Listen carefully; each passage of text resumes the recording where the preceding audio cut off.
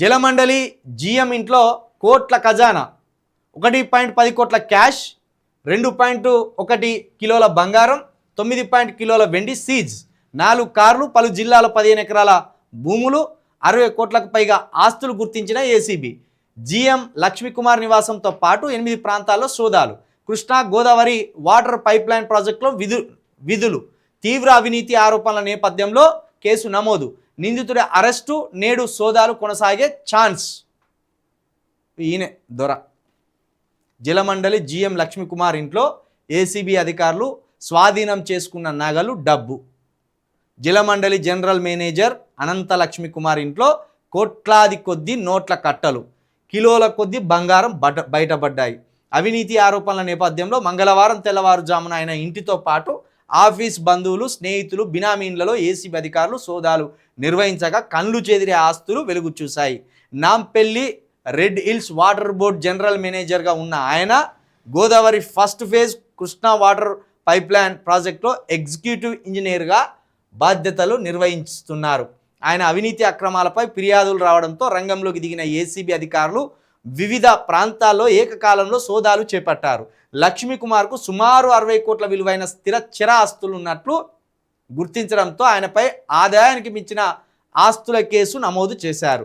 సోదాల్లో దొరికిన 1.10 కోట్ల క్యాషు 2.1 కిలోల బంగారం 9.2 కిలోల వెండి వస్తువులను సీజ్ చేశారు. ఏం చెప్తాం 60 కోట్ల అట ఒక ప్రభుత్వ అధికారి ఇంట్లో 60 కోట్లు అంటే ప్రజాధనం మొత్తం నెట్టు గొట్టుకొని పెట్టుకున్నాడు. ఇది పేద ప్రజలకు సంబంధించిన ఆస్తులు మంచిగా సంపాదించుకొని ఇంట్లో కూర్చొని చాలా మంచిగా ముద్దుగా ఉంటారా ఈ ప్రభుత్వ అధికారులు. ముద్దుగా ఒక ఇనిషియేటివ్ వేసుకుంటాడు ఏం తెలియనట్టు వానికి. ఈ ప్రభుత్వ ఉద్యోగుల ఇళ్ళల్లో సోదాలు చేస్తే ఒక టీచర్ తప్పించి ప్రభుత్వ టీచర్లకు ఏం సంపాదించుకునే అవకాశం ఉండదు. ఇక మిగతా రెవెన్యూ వాటర్ డిపార్ట్మెంటు ఈ ఇరిగేషన్ డిపార్ట్మెంటు ఇక అన్ని డిపార్ట్మెంట్లు ప్రభుత్వ శాఖలు ఏవైతున్నాయో కమర్షియల్ సంబంధించి వాళ్ళందరినీ కనుక బయటకు గుంజితే కోటాను కోట్ల డబ్బు బయటపడుతుంది.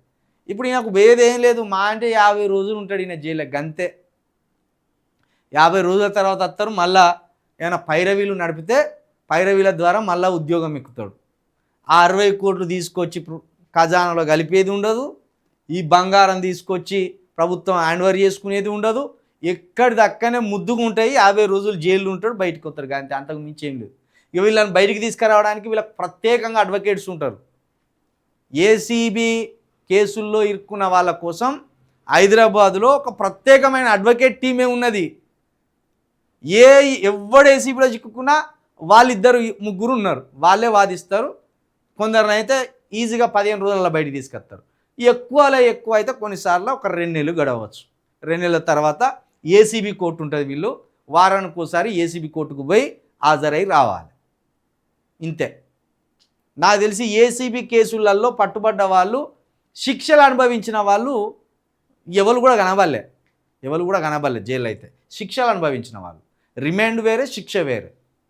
అంటే నువ్వు ఇంత అవినీతి అక్రమాలకు పాల్పడి నువ్వు దేశం సొమ్మును నువ్వు అక్రమంగా దోపిడీ చేసినావని కోర్టులు శిక్ష వేస్తే ఒక 5 సంవత్సరాలు ఒక 10 సంవత్సరాలు శిక్ష అనుభవించిన వాళ్ళు లేరు. దీన్ని బట్టి ఎంత నిర్వీర్యం అవుతున్నదో అర్థం చేసుకోవచ్చు. వీళ్ళు ఎందుకు ఇంత అవినీతి పరులుగా మారిపోయినారు? ఎవరికి కూడా శిక్షలు వాళ్ళే, ఇట్లా దోపిడీ చేసిన ఎవరికి కూడా శిక్షలు వాళ్ళే. అందుకు ఇంకా అవినీతి అక్రమాలు జరుగుతూనే ఉన్నాయి.